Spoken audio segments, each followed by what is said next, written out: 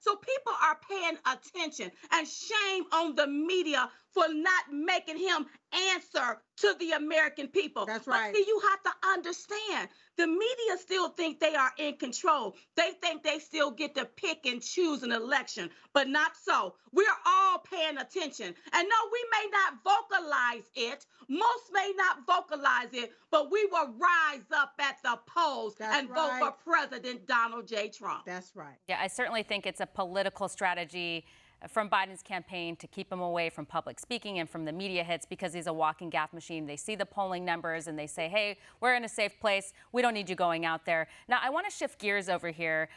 Congressman John Lewis, he recently passed away at the age of 80 years old. He was battling pancreatic cancer, and my condolences go out to his family and his friends. And we know that he was really well respected among his colleagues. But I have to bring up, there was a photo that I had seen, and obviously just watching the memorial, and he totally deserves a proper memorial.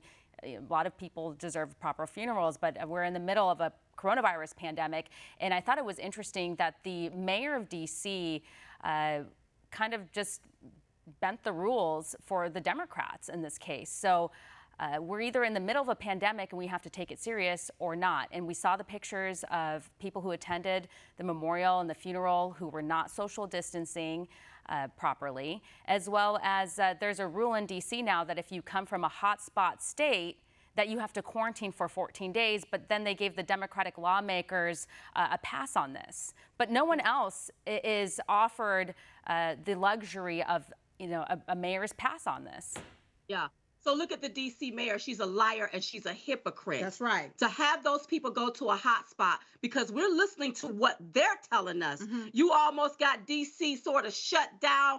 You want everyone to wear masks. If you come from a hot spot, you have to quarantine for 14 days. But you give these members of Congress, most of them are old, over 60 years old, a pass. They should be the main ones in quarantine to make sure they don't spread nothing. So now I'm starting to see, is the seriousness really real? Because when I see the DC mayor act like this, then the serious of this, I'm questioning whether they're playing politics with the lives of the American people. You have people that cannot bury their loved ones, can't have funerals. You're making everybody else practice social distancing, wearing masks. But we look at the funeral, there was no social distancing. These people came from hot spots and you letting them go back to their lives without quarantining. What does that say about the DC mayor? These people are liars. They are playing politics. They are playing politics with this pandemic with a 98% recovery rate. And this is so sad. And Americans need to wake up. And I tell you,